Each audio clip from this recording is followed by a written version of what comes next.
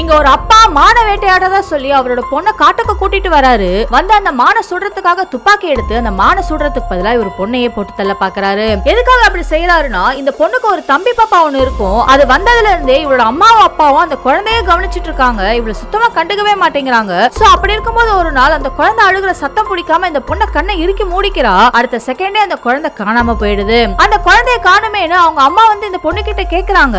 அப்ப இவ அங்க இருக்க சோஃபாவை பாக்குறா. பார்த்தாங்க காணாம போன அந்த குழந்தை திடீர்னு சோஃபா கடியில இருந்து அழுதுகிட்டு இருக்கு. அந்த சோஃபாவை இவங்க அப்பா அம்மாவும் சேர்ந்தே அவங்களால தூக்க முடியல. அப்படி இருக்கும்போது இந்த பொண்ணு எப்படா அது கடியில வச்சிருப்பான்னு இவ மேல அவங்களுக்கு சந்தேகம் வருது. ஆக்சுவலா இவளுக்கே தெரியாம இவளுக்கு ஒரு சூப்பர் பவர் ஒண்ணு இருக்கும். இவ கனவுல எதை நினைக்கிறாளோ அது நிஜத்திலயும் அப்படியே நடந்துரும். ஒரு நாள் அப்படிதான் அந்த குழந்தை குளிச்சிட்டு இருக்கும் போது திடீர்னு மறைஞ்சு போயிடுது. சோ அதுக்கு இவளாதான் காரணமா இருப்பான்னு தெரிஞ்சுட்டு தூங்கிட்டு இருக்க பொண்ணை எழுப்பி கேக்குறாங்க.